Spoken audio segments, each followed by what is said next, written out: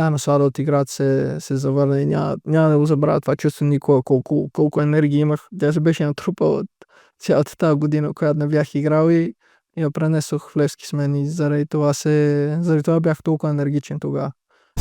Отидохме аз, майка ми, баща ми и дядо ми на първата ми тренировка. Бяхме 5 човека и така от 2009 март месец започва го славях. Може би любовта ми към спорта беше най-важната, когато започнах да се откроявам все повече и повече, осъзнавах колко сериозни са нещата. В детските години най-любимият ми футболист беше Митко Бербатов. Още от първия ден, когато отидох в Левски, не се чувствах сякаш отивам в нов отбор, аз чувствах наистина у дома, защото просто имаше един колектив, който някакси много бързо паснах в него и се чувствах много добре и това съответно помага на всеки футболист да е щастлив и да играе добре. И лично за мен беше много важно тренерското доверие, което получих от първия ден. Станимир Стоилов и Наско Сираков и целият щаб ми гласуваха доверие, а това предстояха да бъдат много важни месеци за Левски като цяло. Късметлийския ми номер вече е 50 от престола ми в ЛЕ. Просто си го избрах, бяха заети много номера и така реших да си игра с него. И ми хареса да игра с такъв номер, с който преди мен никой друг добър футболист не е играл и ме прави по-различен и ми допада да игра с този номер. И вече на първо място ще сложим матч срещу ПСВ, в който вкарах 2 гола и направих асистенции, победихме 3-1 ПСВ като домакини, защото просто беше... този матч бях докоснат от Господ и никога няма да го забравя до ден днешен. Това е най-добрият ми матч индивидуално и затова ще сложим него на първо място.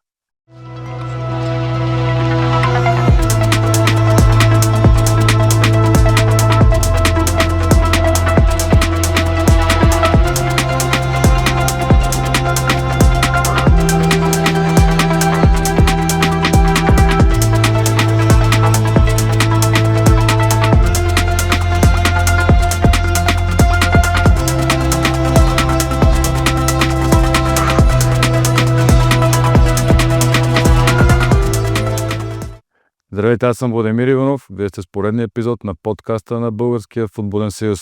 Днешният ни гост е повече от любопитен, не се нуждае изобщо от представяне, защото всички знаем за кариерата и всичко, което е постигнал тук Филип Кръстев.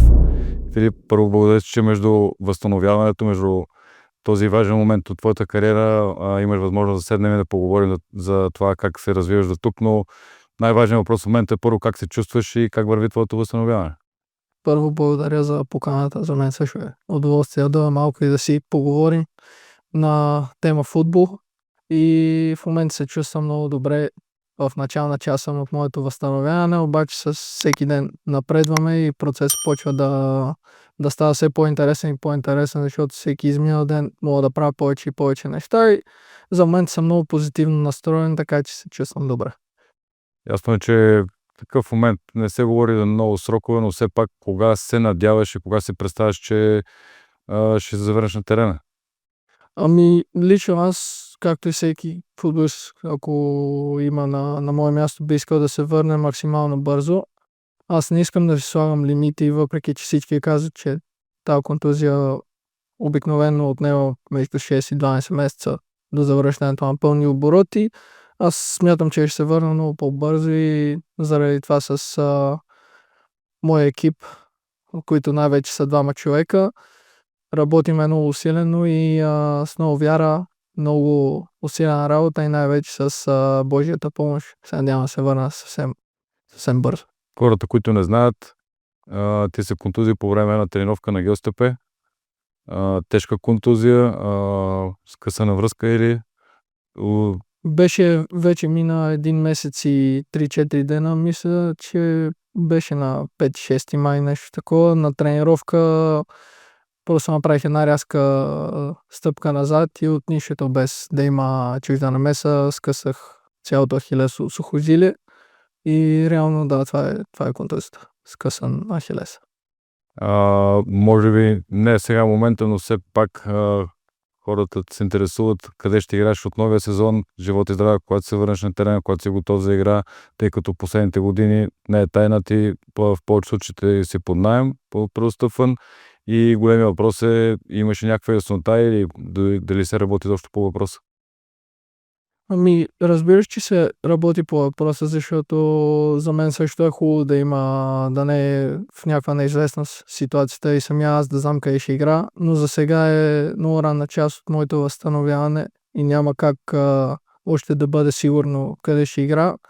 И затова мисля, че през следващите няколко месеца ще има разговори и ще се разбере къде ще продължа след летния трансферен прозорец, но на този етап дори самия аз не знам къде ще е това, както беше последните няколко лета, но няма нищо лошо в това, защото в момента най-важно е да се възстановя на 100% и лятото всички мисли ще са ми концентрирани изцяло върху това.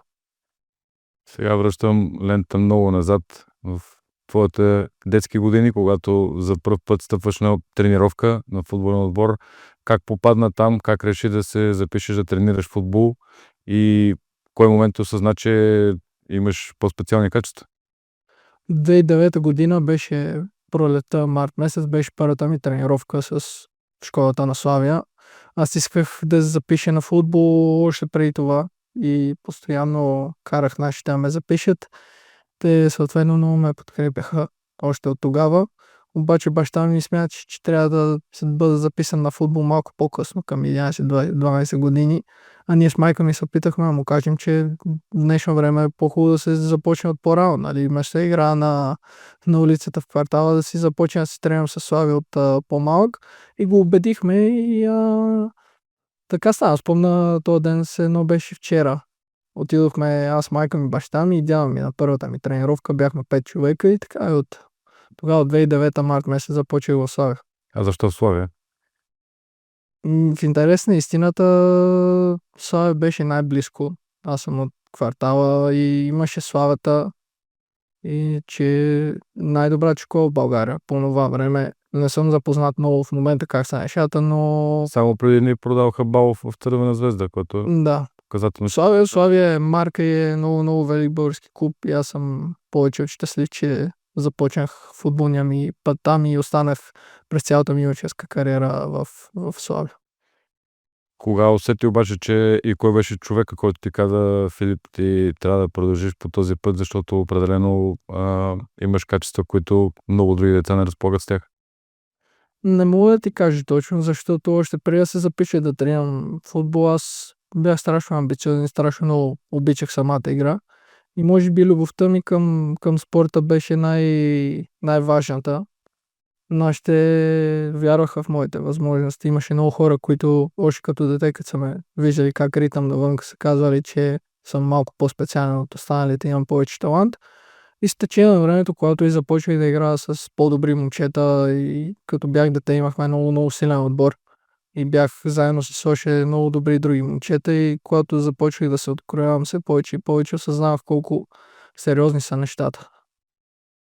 Кой беше твоя идол в детските години? В детските години най-любимият ми футболист беше Митко Барбатов. И да, той беше много важна част от моето детство, защото с баща ми постоянно му гледах мачове, когато играеше в Висшата лига и беше много голяма мотивация. На 11 каза, че записваш, тренираш футбол в школа, вече организирано, а на 16 дебютираш в ФБ лига. Сякаш много кратък период от време, защото това са 4-5 сезона, не толкова дълго в времето и сякаш избързаш, правиш тези крачки по много бърз начин. Помниш ли своя дебют, Славе? Да, помня го и не го помня, едно беше вчера. И играехме срещу Локо Пловдив в един матч. Беше малко без значение матч, точно Славия бях спечели купата 2018 година. И това беше последен матч за сезона за първенството. Нямаше почти никакво значение как ще се класират отборите на края и бяхме в групата много млади момчета и мисля, че по някое време, второто полувреме, около 60-65 минута получих шанс да влезе и изиграх първия си професионален матч. Дотмир Загорчев ще тренира по това време. Точно така.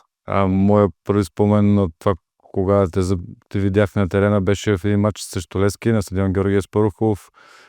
Още в началните минути така видях, че с топката просто правеше неща, които са малко и много нехарактерни за едно младо момче. Дори погледнах Тимо Вилес, гледам номер 20, спомня, че беше тогава. Филип Кръстев, към това момче определено има качество, дори всяка се сещам малко или много така настръхвам, защото помня как ти просто този матч изгря. Не знам дали това е твоя спомен, дали по-рано си имал други силни изяви, но срещу Левски ясно, с Левски ЦСКА срещу Лудогорец, това са случаи, в които малко и много вниманието е по-голямо. Помниш ли го този двубой ти? Дори спечелихте. Да, разбира се, че го помня. Ние имахме много силен отбор тогава в Славия. И аз съм много щастлив, че израснах с много добри опитни футболисти покрай мен, които много са ми помагали. И наистина тези мачове тогава дори мисля, че бях прекалено млад и не осъзнавах какво точно означават. Въобще не изпитвах никакво напрежение. Просто излизах и се забавлях. Ще ми се сега на тия години да излизам по този начин, но е невъзможно, защото просто самото ти мислене по различен начин. Някой път младостта най-голямото предимство може да бъде, знаем, че опитът е най-големия кос и опитът, колкото и усилено да работиш, няма как да го наваксаш, но тази младост, която имах тогава и тази енергия, просто помня, че беше уникална и всеки един матч беше наистина великолепно изживяване. Излизах се едно игра за нищо се игра с приятели на улицата. Да, всъщност вече бях след професионалистите, нали, в нашото първенство. Играех на най-голямата местна сцена срещу отбори като Левски и ЦСКА Лудогорец и мачовете срещу Левски определено бяха най-голямото изживяване, защото беше пълен на стадиона и точно този мач, за който ти говориш, Левски имаше много силен отбор и не успяхме да ги победим. И да, изведнъж много бързо почнах да пробивам и да си изживявам мечтата и дори не осъзнах колко бързо се случват нещата тогава. Там някъде се зародиха и спекулациите, вече кои отборите искат, какво е твоето бъдеще. В крайна сметка ти избра City Group, първите ти трансфери бяха съответно от Ломел към Франция. И скоро след това отиде в Камбур. Помня едно твое интервю, с което проведохме през 2022, когато си говорихме точно за този тип период. Тогава обаче сякаш ти се сблъска не толкова с реалността, колкото с тези трудности, които изпитват нашите български футболисти, когато излязат навън. Реално, какъв беше урока от този тип престой зад граница? Първият ми престой зад граница беше наистина най-важният, защото аз като дете много исках да изляза да игра в чужбина още като юноша. Да пробия в някоя друга държава, не в България. Обаче не успяха да се получат нещата и трябваше да пробия през българското първенство. И вече минах първия етап в моята кариера, сбъднах една от мечтите ми, колкото се може по-млад да изляза да играя в чужбина. Защото като съм бил дете, не ми е било мечта да играя в българското първенство, да играя в Западна Европа, както мисля, че на всяко едно дете моя мечта, като е малък. И този период тогава наистина беше сблъскване с реалността. Отидох първо, договор ми беше с отбора, с който все още имам договор, Ломел. Вече са в първа белгийска лига, аз никога не съм играл за тях, и съм бил под наем в други отбори, всичките тия 6-7 години. И първият ми отбор, в който бях под наем, беше Троа. Отбора беше на първо място във втора лига на Франция и беше доста сериозен отбор, имаше добри опитни футболисти. И отидох, обаче аз имам много голямо самочувствие, много си вярвам и мислих, че каквато разлика правя в българското първенство и там ще отида и ще направя същата разлика. Обаче още в началото, като започнах да тренирам с тях, усетих, че ми е много по-трудно да показвам същите качества. И това вече е друга тема, нали, че не трябваше да тръгвам точно по този път да отивам в този отбор, въпреки че от City го предложих като добра стъпка за мен. Но там не успях да получа почти никакъв шанс. Макар и в даден момент вече да бях сигурен и наистина да заслужавах да ме пусна да игра, не получих шанс. Там обаче самия тренировъчен процес, през който минах, беше наистина това ме направи вече истински мъж, защото си мислех, че в България вече с толкова мачове сега съм достигнал едно добро ниво и вече мога да заиграя в чужбина, обаче явно не беше така. И тогава се сблъсках с много трудни моменти, които обаче не ме пречупиха, ме мотивираха още повече и видях, че не е чак толкова страшно да си в Западна Европа, просто трябва да работиш върху това, което ти липсва. Тогава ми липсваха много неща, макар и да бях талантлив. Кои неща те липсваха? Най-вече физика, динамика на играта, всички тия неща, които тук няма кой да те научи на тях, трябва да отидеш в чужбина и го изпиташ и да се научиш сам. И тия неща ми липсваха, обаче стисках зъби и се справях по-добре с всеки изминал ден и по едно време свикнах. Просто не успях да получа този игрови опит в официалните матчове, но на затворени врати тренирах страшно много и ставах по-добър футболист. Бях сигурен, че когато започна в този отбор и в друг отново да получавам игрово време, ще го покажа. Кои навици промени тогава? Като цяло самата ти, както казах, динамика на игра, защото футбола в днешно време стана наистина много динамичен, много физически и е доста опростен, особено на Запад. Макар и да се играе много бързо и да има футболисти, които са с много добри физически възможности, ситуациите, които се случват, са горе-долу едни и същи. Трябва да се научиш колкото се може по-бързо да взимаш решения. И аз не мисля, че имам проблем с разбирането на играта, по-скоро проблема беше да привикна към тази динамика на игра, да мисля по-бързо. Помня, имахме един треньор, който постоянно правеше разигравания и във втора лига, когато беше отбора, защото после отбора спечели втора лига и беше в първа, да. И аз бях цялата подготовка с тях и началото на сезона, първите няколко мача бях с тях.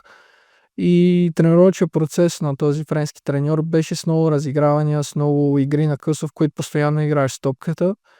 И просто в началото ми беше много трудно да взимам толкова бързо тези решения. Нямах проблем с техниката и с самото взимане на решения. Просто беше начин на мислене да го адаптирам към тяхната динамика на игра. И се сблъсках и с едни доста добри футболисти на едно средно европейско ниво, от които научих някои неща и по този начин се развих като футболист. Спомена, че в България се усещал по един начин, в чужбина по друг, но имаше нещо, което си подценявал като цяло, не само в тренировъчен процес, дори като начин на хранене, като сън, такива навици, които си подценявал и си видял чужбина, че без тях просто няма да успееш. Самото ми ежедневие се промени, защото бях на 19 години. Там бях станал на 19 години, когато отивах в Троя. След трансфера станах 6 месеца в Славия, за да завърша училище, да изкарам книжка, да направя такива важни неща, преди да се преместя в чужбина. И януари месец 2021 отидох в Франция, там бях на 19 години и не бях живял сам за дълъг период от време. А там отидох и бях абсолютно сам. И трябваше да се науча да правя много неща сам в ежедневието, което е трудно за всеки, който е отивал в чужбина и е почел да живее там и не е знаел езика, знае, че тия неща са доста трудни, обаче се свиква с тях. Но не мисля, че съм бил непрофесионалист, защото още мисля, че 16-17 годишен почнах да обръщам внимание на това как се храня. Но просто в България не се обръща такова внимание на тия неща. И на тия години, като нямаш още този опит, няма как изведнъж да почнеш да спазваш някакви режими. И сам съм си гледал в интернет, учил съм се, говорил съм с по-опитни футболисти и лека по лека почнах да изграждам с всеки един ден по-хубав режим за себе си. Но като си малък имаш толкова енергия в теб, така че не е проблем един-два дена да не се наспиш, но е важното футбол като цяло за мен лично е процес, който независимо колко стар ставаш, винаги може да ставаш по-добър и по-добър. И всички тия малки неща извън терена, които подобряваш и учиш, ще дадат резултат на терена и затова още от малка възраст се опитах да добавям неща извън терена, които ми помагат на терена и това, че отидох да живея сам ми помогна за това нещо. Казваш, че когато си правил първи стъпки в Славия вече на професионално ниво, си изпитвал тази наслада от футбола по начин, по който към момента ти е по-трудно, но в кой момент успя да си го върнеш това нещо, имайки преди, че в Троя трудно получаваш минути, после следва престой в Холандия. Кога си така се усети, че си този Филип Кръстев, който изгрява Славия? Беше много трудно да изпитам тази наслада, просто защото не получавах време в официалните матчове и по този начин ти не мога да покажеш на света и на който и да било какво можеш. А реално футбол е за да се сравноваваш срещу някой. Това, че на тренировка се представиш добре, не е достатъчно за никой. И това беше най-тежката ми година в живота, първата ми година в чужбина, защото после отидох в друг отбор под наем в Камбур. Те бяха влезли в Ередивизия точно и там също не успях да се преборя с някои местни футболисти И бях много разочарован, защото знаех какво мога и вече ми се играеше страшно много. И след това дойде момента, в който се върнах в Левски и получих важна роля и тогава вече все едно се възродих и просто бях оставен на мира да играя. Наистина тая наслада от играта се завърна и няма да го забравя това чувство никога, колко енергия имах. Тя се беше натрупала цялата тази година, която не бях играл и я пренесох в Левски с мен и заради това бях толкова енергичен тогава. Защото просто ми се играеше страшно много. По това време в съблекалната на Левски бяха и доста българи. Анди Краев, Пламен Андреев, Георги Миланов, Марин Петков, да не забравяме Патри Галчев, защото бяхте много голяма българска група. Това помогна ти допълнително за тази страст да пренесеш на терена, защото вие бяхте, колектива беше на ниво, което няма изобщо какво да го говорим. Мисля, ти най-добре знаеш това, как се чувствахте като отбор. Да, така беше и вие, които сте били по-близко около нас. Мисля, че до някаква степен усещахте колко е хубаво самото настроение в отбора и атмосферата. И лично за мен беше много важно тренерското доверие, което получих от първия ден. Станимир Стоилов и Наско Сираков и целият щаб ми гласуваха доверие. А това предстояха да бъдат много важни месеци за Левски като цяло. И те ми гласуваха много голямо доверие. Имаха много голяма вяра към мен и като добавим и българските съотборници, които имах там, някои от тях, които вече познах доста време, с други се запознах там и ми помогнаха много в началото. И наистина още от първия ден, когато отидох в Левски, не се чувствах сякаш отивам в нов отбор, се чувствах наистина у дома, защото просто имаше един колектив, който някакси много бързо паснах в него и се чувствах много добре и това съответно помага на всеки футболист да е щастлив и да играе добре. Трудно ли се работи с Станимир Стоилов обаче?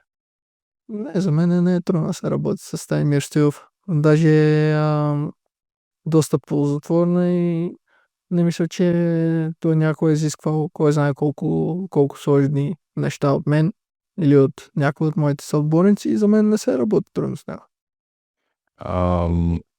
Найми в Франция, в Нидерландия, в България, следва найем в Щатите, където ще обърнем по-специално внимание, защото знам, че тази държава и начин на живот там ти допада много, но така чувстваш ли се уморен от това нон-стоп да сменяш дестинацията, да сменяш културата, защото те те обогатяват от една начин, от друга страна ти малко много не можеш да разгърнеш целия си потенциал, защото в първия сезон знаеш винаги, че е по-трудно, а в много случаи втория сезон вече можеш да покажеш това, на което си способен. И определено има една натрупана умора психическа по-скоро, защото ако става дума за футбол, аз мога играя винаги, на колкото и години да стана, ако съм стига да съм жив и здрав. Но наистина има психическа умора, натрупана от всичките тези нови места. Вече ми писна да се запознавам с нови съотборници, с нови треньори, в телефонния указател не знам колко номера вече имам на някакви хора от футбола и ми е писал наистина, затова ще е важно да си намеря дом. В футбола да се установя на едно място и да поиграя известно време и след това съответно да напредвам по футболната стълбичка, но вече отново аз го осъзнавам, че от много години е така и това нещо ми липсва и се работя силено точно върху това да си намеря правилното място и да се задържа някъде за малко по-дълго време, където все пак да е правилният отбор за мен, да се чувствам добре и да мога да играя на високо ниво футбол. Имаш ли възможност през тези години някъде да бъдеш продаден, да осъществиш постоянен трансфер, който вече да те задържи на едно място? Да, и със сигурност имаше възможности, не са се случили по една или друга причина. Мисля, че аз съм направил няма как да съм направил някоя друга грешка с вземането на решения, но не съжалявам за нищо, защото винаги съм взимал решения с цел да сбъдна мечтите си. Никога не съм взимал решения, които са по-добре финансово и ще трябва да жертвам част от мечтите си, да се задоволя с нещо по-малко. Винаги съм гонил възможно най-високите цели, които мога да имам.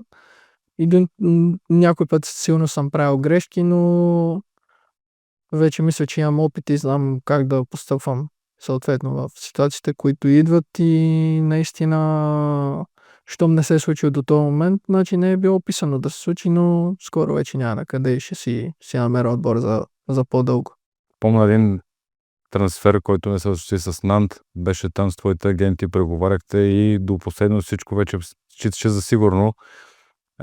Сега от позиция на времето съжаляваш ли, как си обясняваш ситуацията или просто така трябва да стане?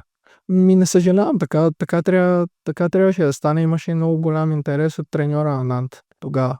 И треньора на Нант ме беше харесал и искаше да ме ползва. И по неговите думи щях да имам важен роля в отбора. Но не получих същото доверие от целия клуб и от директорите, от борда, който стои за треньора. И ставаше въпрос много за наем в Нант. И в последните няколко дена, преди да се разберат нещата, защото тогава нямах агент, работех с различни, не с различни агенти, а агентите, които ме свързаха с Нант, не ги познах достатъчно добре. И не мога да им се доверя изцяло на тях. И просто станаха едни разминавания между мен, между Нант и между хората от Сити, които трябваше да ме пуснат. И накрая пак ставаше въпрос за някакви наеми. Мисля, че тогава не беше, въпреки че щеше да е сбъдната мечта, не мисля, че беше най-доброто решение тогава да отида в отбор, защото аз таман бях изградил един прогрес в Холандия. Първия ми наем в Зволя от няколко месеца и бях играл само 10-12 мача като титуляр. Наистина ги изиграх добре. И заради това имаше такъв интерес към мен, но мисля, че беше прекалено рисковано. И мисля, че в една ситуация взех правилното решение. Оставах в Холандия още една година под наем и направих много хубав сезон. Така. През това ти в Щатите не толкова продължително, ако се беше около 6-7 месеца, Да. но успя да постигнеш най-малко неща и на терена, и извън него. Как беше живота там? Това ли беше твоята страна, твоето място? Най-хубавите спомени от САЩ бяха извън терена. За жалост обаче беше уникално място. За мен до ден днешен американската култура ми е страшно интересна. Хората, които ме познават, знаят, че се кефя страшно много на спортовете, на музиката, на самата американска култура и беше много хубаво да живея там за известно време. На терена не се получиха нещата и може би не беше най-правилното решение да отивам там чисто футбол, но пък съм запомнил този период само с добри емоции до ден днешен. Имам много хубава връзка с хората там, така че мисля, че когато стана на по-напреднала възраст, би било хубаво за мен много да се върна да игра в Америка.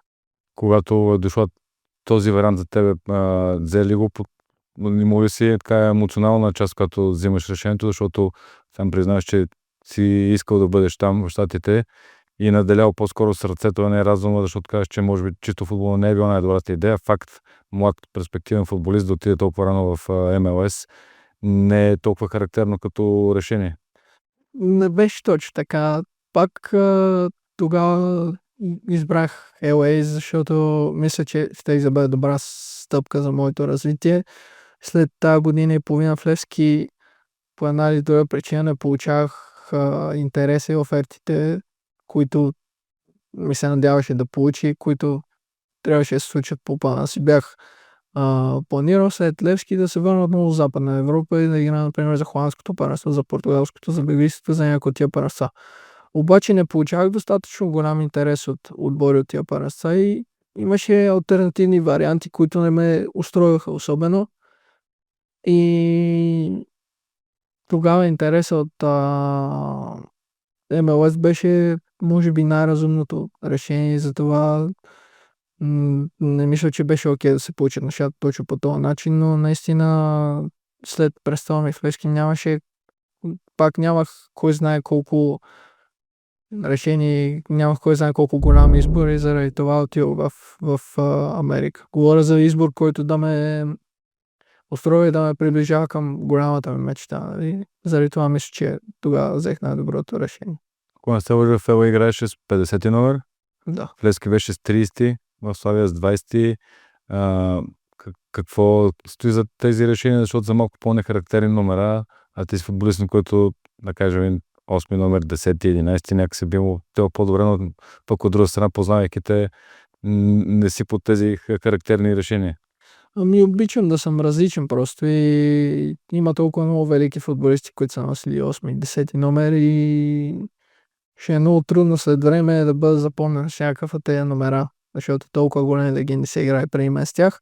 Затова мисля, че ако съм по-различен игра, например, късметлийския ми номер вече е 50 от престола ми в ЛЕ. Просто си го избрах. Бяха заети много номера и така реших да си игра с него. И ми харесва да игра с такъв номер, с който преди мен никога никой друг добър футболист не е играл и ме прави по-различен и ми допада да игра с този номер. По време на престолите в щатите срещаш с един твой голям любимец, Ръсъл Уестбрук.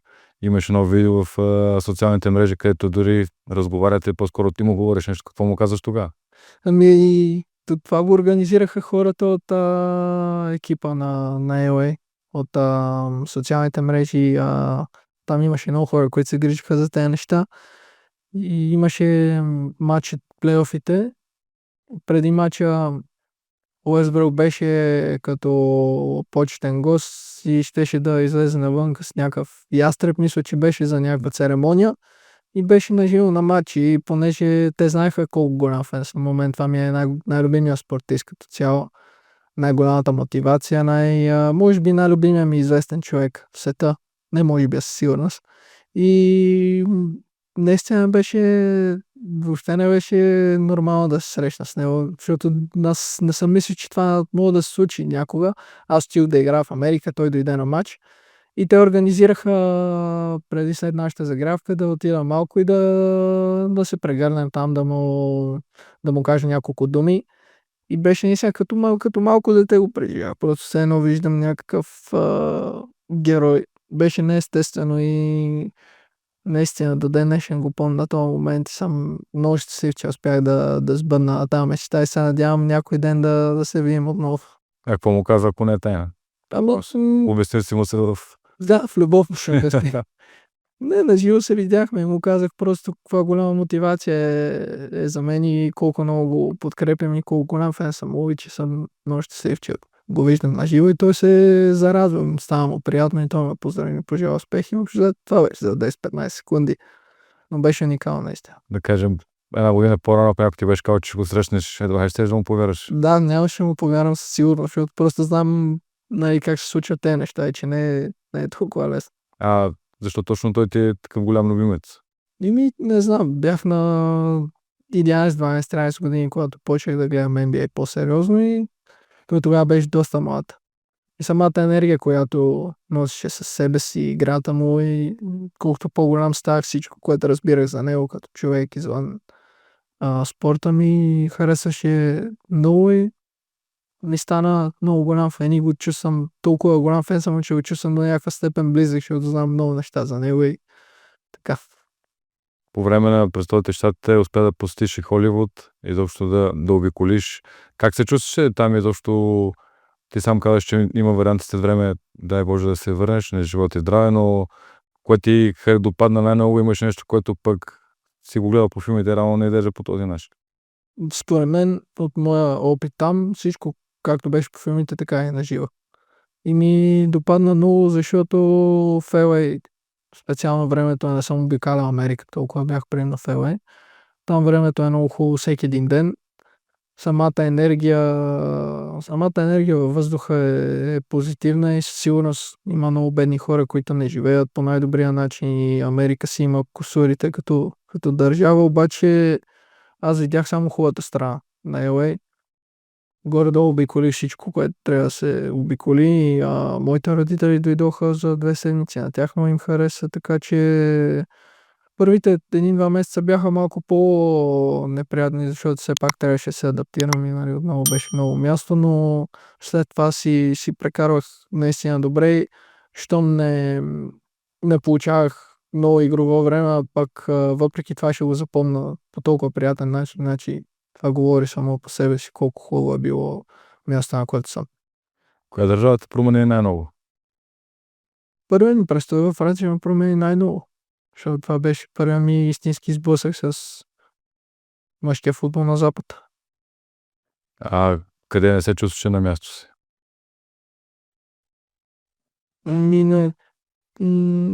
Не знам, като съм бил по-млад, дали съм осъзнал, дали съм на мястото си или просто съм се стремял възможно най-бързо да се адаптирам и да си спечеля място, но определено в Оксфорд този сезон в Англия. Още след първите 2-3 седмици, макар и всичко вървеше много добре в началото, все едно не се чувствах на моето място и каквото и да правих да го променя. Имах и много близък приятел, даже който живее там и бяхме постоянно заедно, но въпреки това самото място, просто за пръв път го почувствах, че все едно не е моето място. Точно преди трансфера ти в Оксфорд малко се позабавиха нещата, помня, че дори тогава взе решението да останеш по-дълго време тук, да не пътуваш национален отбор, чакайки правилната оферта, предполагам и нещо, което ти си наумил, но това връщайки лента назад, тогава ли се объркаха още нещата, че се позабавиха и явно в крайна сметка, че взел и малко решението на това, че сезона започва? Да, това е истината. Никога не беше целта да отида в отбор като Оксфорд, макар и да е в Чемпионшип, което е много хубаво първенство и да имаше много добри условия там за мен и като цяло. Но въобще не исках да отивам в този отбор и не беше това целта. Все пак в Холандия направих много добър сезон и вече очаквах да направя тая стъпка да заигра за топ 5 първенства, за която цял живот се боря. Но се объркаха много неща.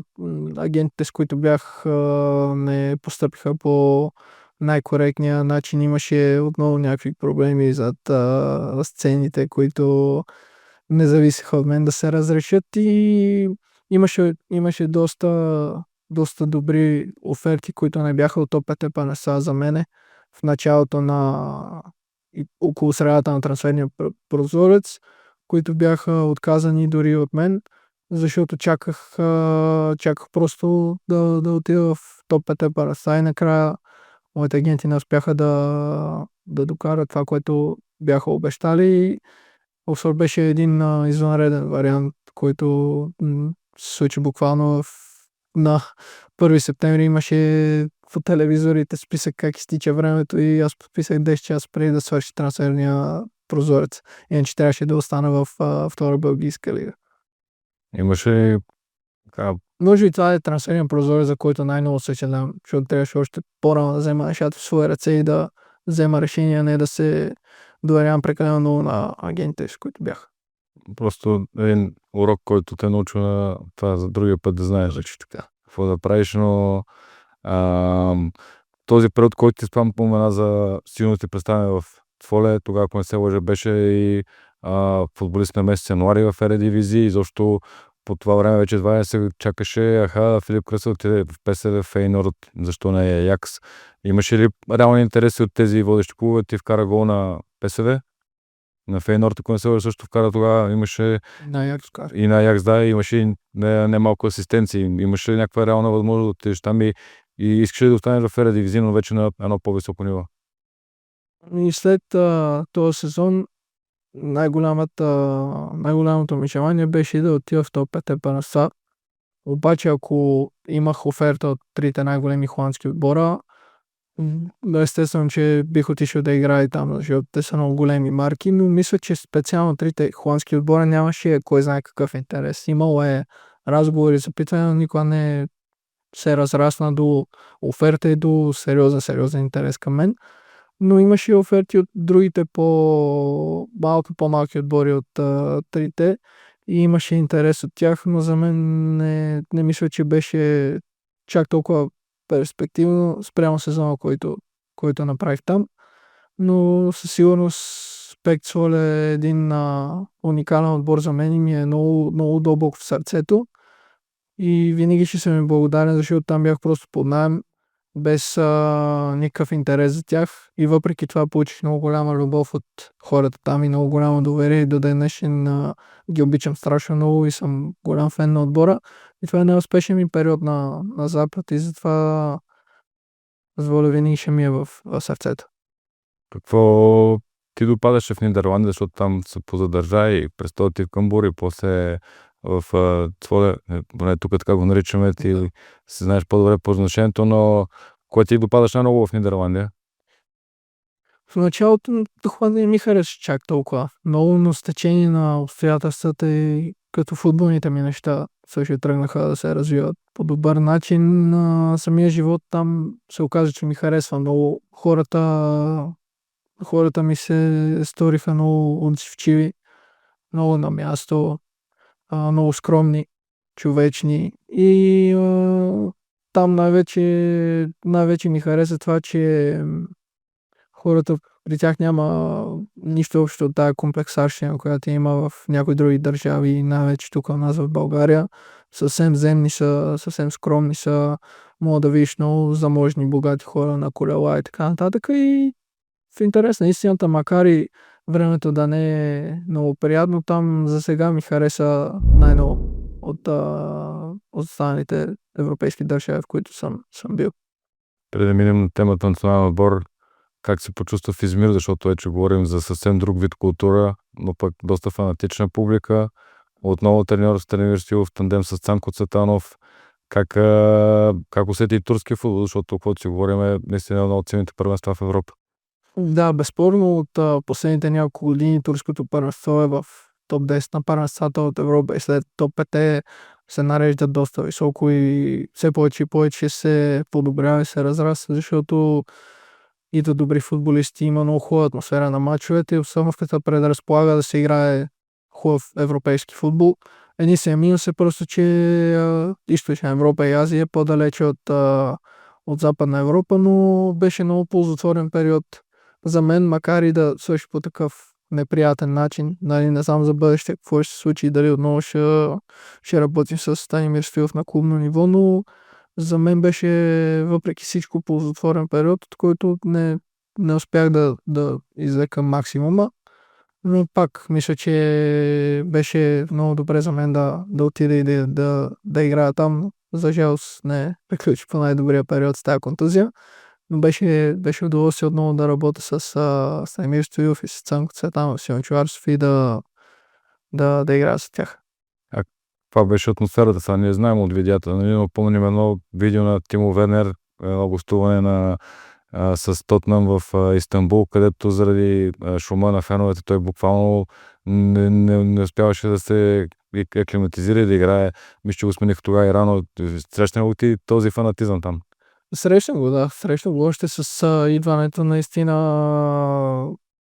Аз съм знаел преди колко луди са турските фенове и чувал съм истории, но докато не отидеш там не мога да го изживееш по същия начин и да го осъзнаеш, но беше много хубаво усещане всеки един домакински гостуващи матч.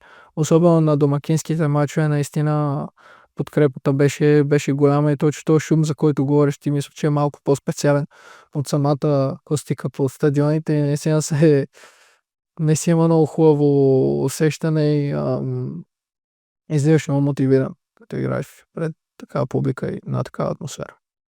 Споменахме, че на 16 дебютираш в футбола, но на 18 вече си в национален отбор на България. Помниш ли своя дебют за първия отбор и вече имаш все пак 30 мача, макар и на такава възраст. Да, първият мач беше срещу Уелс 2020 година. Влязох второто полувреме за 10 на минути и беше наистина сбъдната мечта. Мисля, че тогава беше все още COVID, нямаше фенове по трибуните, но макар и в този неприятен период беше сбъдната мечта. И до ден днешен за мен лично най-голямата тръпка винаги е да играеш за националния отбор, защото просто е повече за чест и достоинство, отколкото за пари и за чисто кариерно развитие. Все пак имаш чувството, че играеш за всички тия хора в България, които са за теб и ти ги представляваш на терена и за това е много голяма отговорност. Също така. Чувства ли се по-малък с облекалното, тъй като на 18 в първи отбор, на 16 вече в Славия, в първи отбор? Чувства ли се така сякаш другите батковци или напротив? Но усещаш се го като нещо нормално. Батковци си ми били тогава. Аз съм бил на 18, Славя също ми бяха батковци. Ти си дете тогава. Мълчиш си, наблюдаваш, играеш и да, просто с годините все повече и повече се променят нещата. Вече играя с футболисти, които са 4-5 години по-малки от мен и в национални, и в клубните отбори. Но като си млад да, просто си мълчиш, попиваш, учиш се и до някаква степен наистина си малко по-мълчалив, защото просто трудно Така, да се адаптира в още една така крехка възраст и да почне да влезеш в разговори с по-големите от теб, но никога не съм имал проблеми с младостта ми на терена и винаги съм във всички отбори, в които съм играл, съм чувствал подкрепа и не съм се чувствал зле. Какво те разпитват най-често с отборниците навън, когато си в значение в Нидерландия, в Франция, в Турция, в Америка? Какво те питат най-често за България? Ами, доста са отборници, които съм имал, са ме питали дали си заслужава да играят в грандовете. България, Левски ЦСКА, в Лудогорец. Питали са ме защо българския национален отбор сега не е като преди.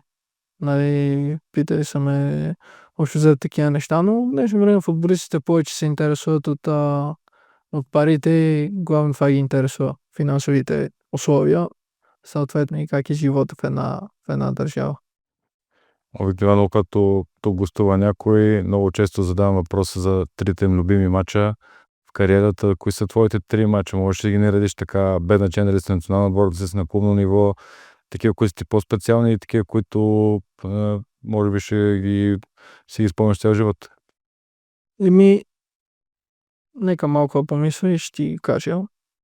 Да кажем на трето място слагам този матч с Славия срещу Левски, за който говореше, защото това беше първият така по-голям матч и като бях още доста млад.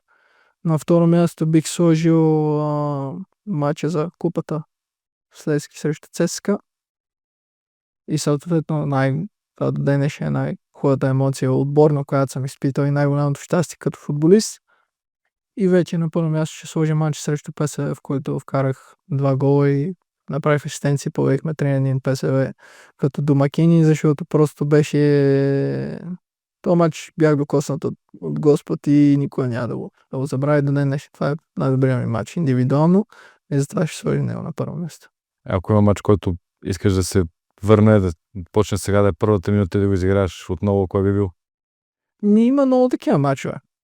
Обикновено като свърши един матч, аз още когато е свършил, нали, макар и аз съм по-емоционален, първото ми чувство винаги е най-точно. Не знам кога съм играл добре, кога съм играл зле, кога съм бил посредствен и така нататък. И имал много мачове, които... Някакво по-голямо значение. Да. Аз веднага сещам за един, който и до ден днешен ме е показано яд, беше в София, за съжаление.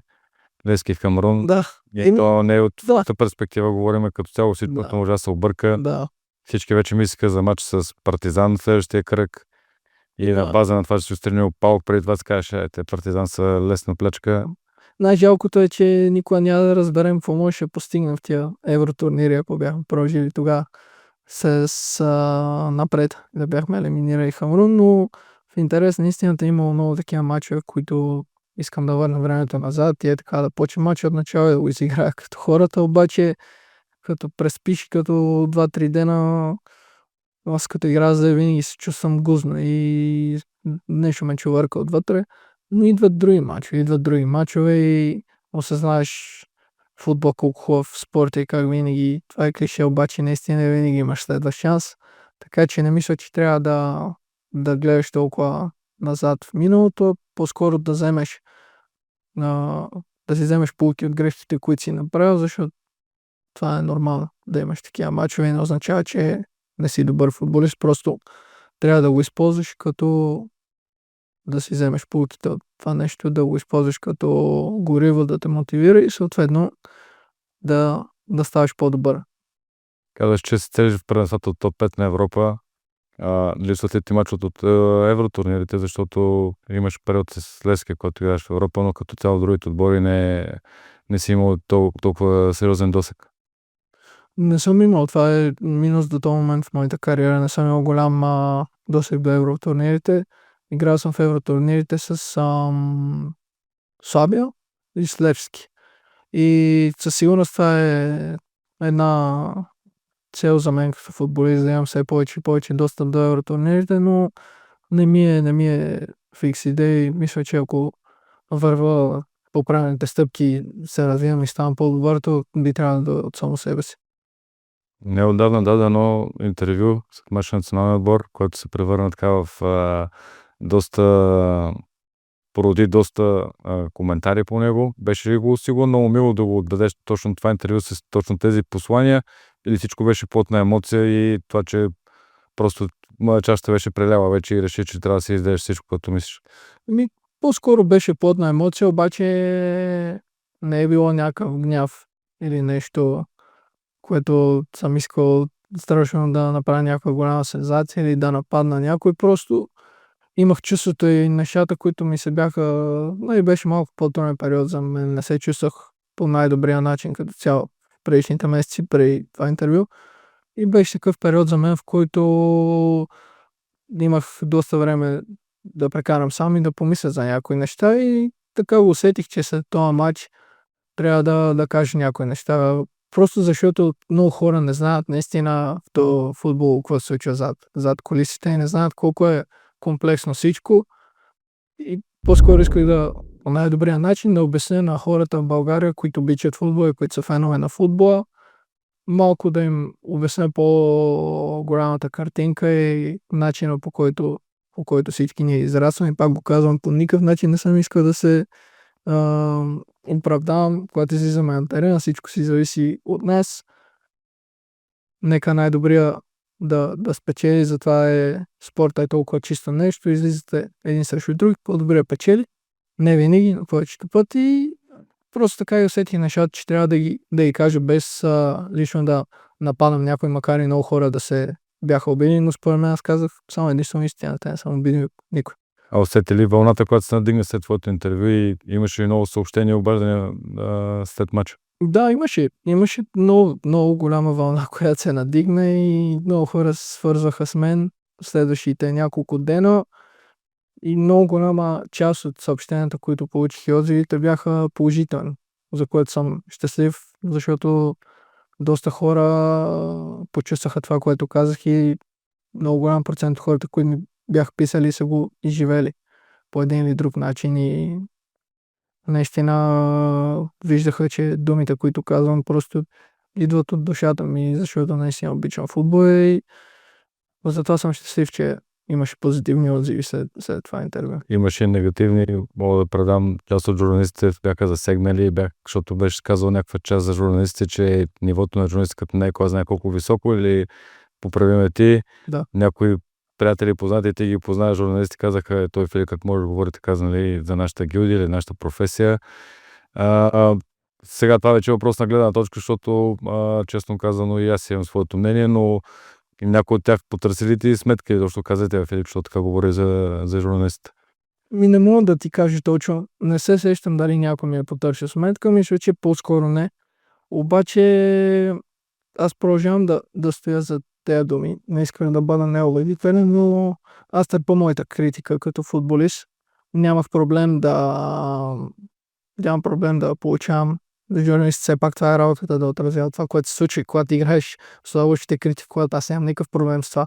Обаче имах предвид по-скоро някои други неща, свързани с журналистиката. Нали? Не това, че ни критикуват. За това са прави, ние сме за критикуване и като цяло ситуацията е за критикуване, но по-скоро имах предвид тяхната некомпетентност и пак естествено не казвам всички журналисти, както има футболисти, които са талантливи, работят върху себе си, заслужават да бъдат подкрепени и такива, които не заслужават да бъдат подкрепени, така има и качествени журналисти, които много добре си вършат работата. Естествено, аз това го знам. Но като цяло ставаше на въпрос за некомпетентността на много от журналистите. И постоянно, като отварям сайтове и като чета нещо свързано с българския футбол и журналисти не само за футбола, за политиката, за икономиката, за всичко свързано, нали. В България български журналисти, макар аз не съм чак толкова запознат, да съм по-запознат с нещата с спорта, те просто допускат елементарни грешки, бъркат имена на спортисти, казват грешни факти, предоставят грешна информация. Това е базова информация, която просто ако си направиш труда да направиш проучване в интернет за 2 минути, ще разбереш, че не е така. Постоянно се пише за мен как не съм успял да се докажа в Белгия. Аз никога не съм играл от този отбор, те пишат от 5 години, че аз съм успял да се докажа там. Аз никога не съм бил част от този отбор и за някакви такива неща. Бъркат се имена на футболисти, пишат се пълни глупости. Насякъде така има страшна мисинформация, но има някои журналисти в България, които просто са на много ниско ниво и настоят за думите си за това. Да, то сега вече навлиза изкуствен интелект, малко много. Ти използваш ли изкуствен интелект, защото... Аз съм много зле с технологиите и все още не го използвам. Ти докато тренер използваш, сигурно ще го... Да, съм ще напреднал. Имаше някакво послание към младите футболисти в България сега, които те първо тренират, които искат да бъдат в национален отбор, които искат да дебютират, ако не на твоята възраст, то така скоро, какво би им казал на тях? Бих им казал само да не позволява на никой да им слага таван на мечтите и да имат големи мечти и да се борят за тях.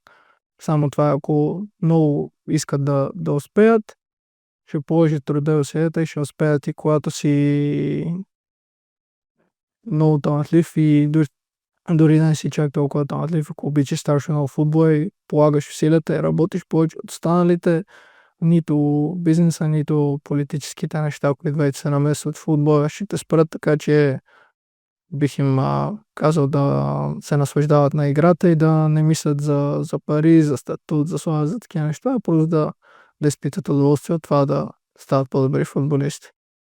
Добре, това е добро послание за тях. За финал имам няколко бързи въпроса, които без много да го мислиш, просто трябва да се казваш това, което ти... Ще опитам. Да, най-добрият футболист с когото си играл. Юнес Намли. Звали. Най-добрият футболист срещу когото си играл. За това ще трябва да помисля малко. Дай някой друг въпрос и аз ще върна на това. А кои са най-известни футболисти, срещу които си играл, тъй като те са били в Турция, в САЩ, в националния отбор? Най-известен силно се Меси. Нали? И най-добре, обаче най-голямо впечатление, който ми е правил, сега сетих за футболист, срещу който съм играл, е Софиян Буфал на една контрола във Франция. Преди да продължим темата, все пак срещаш Меси. Да. Какво беше усещането изобщо? Правих се, като питай, сетих и уникално беше. Пак беше част от тази прословута американска мечта и до ден днешен ще си го спомням и това си остава в историята, че съм играл срещу един от най-великите футболисти в футбол. Съм бил един терен с него. Как го усети? В смисъл, то е ясно, че статута му в този отбор е не звезден е малко, но все пак до вчера си го гледал по телевизията, малко и много си искал да бъдеш като него и следващия момент седи до тебе на терена. Уникално беше. Още когато подписвах се и знаех, че ще има матч срещу тях и ще успея, нали, ако е на терена, да се срещна с него и уникално да мога да ти го пише с думи. Човек, самото му присъствие няма забравя всички колко въодушевени бяха просто да са на стадиона и моите съотборници се радвах като малки деца, че играят срещу него. Просто това трябва наистина да имаш много голямо величие и да си изградил нещо през годините. Наистина велико за да има такова отношение на хората и беше, още един повод, поради който само с усмивка се сещам за Америка. Най-строгият треньор, с който си работил? Емил Стоилов. Не знаеш си, но най-въздействащата публика? На Левски. Най-забавният съотборник? Най-забавният съотборник Ивайло Димитров, Косама, Славия. Добре. Любим гол в кариерата? Срещу Аякс. Любим филм? Всяка една неделя. Любим музикален изпълнител? Нас. И 3 думи, които описват Филип Кръстев. Различен, трудолюбив и целеустремен. Добре. Пожелавам ти бързо възстановяване, да се завърнеш на терена в най-точния момент, когато наистина си готов да играеш и от тук насетне всички тези трудности, за които говорихме, да са зад гърба ти. Няма да крия, че като журналист и точно като човек, който обича футбол, винаги съм се радвал на твоите успехи, на това, което си успял да постигаш. защото този футбол, който видях тогава, когато играеше в Славия на 16 години, много рядко се среща, за съжаление, в момента в България, или другото е, че много рядко дават шанс на толкова млади момчета да играят на такава крехка възраст. Надявам се тепърва хубавите моменти да предстоят и с национален отбор, и на клубно ниво, и да навакса с всички онези неща, които до момента са използвали малко или много. Благодаря ти. Поговорихме си страхотно и за мен беше удоволствие и дай Боже да съм жив и здрав и да постигам много успехи с клубни, с национални отбори, самия аз да се наслаждавам на играта и да радвам хората като вас, които ме подкрепят. Благодаря, успех! Аз- Това беше от нас за днес. Гледайте и следващите епизоди на подкаста на Българския футболен съюз. Благодаря.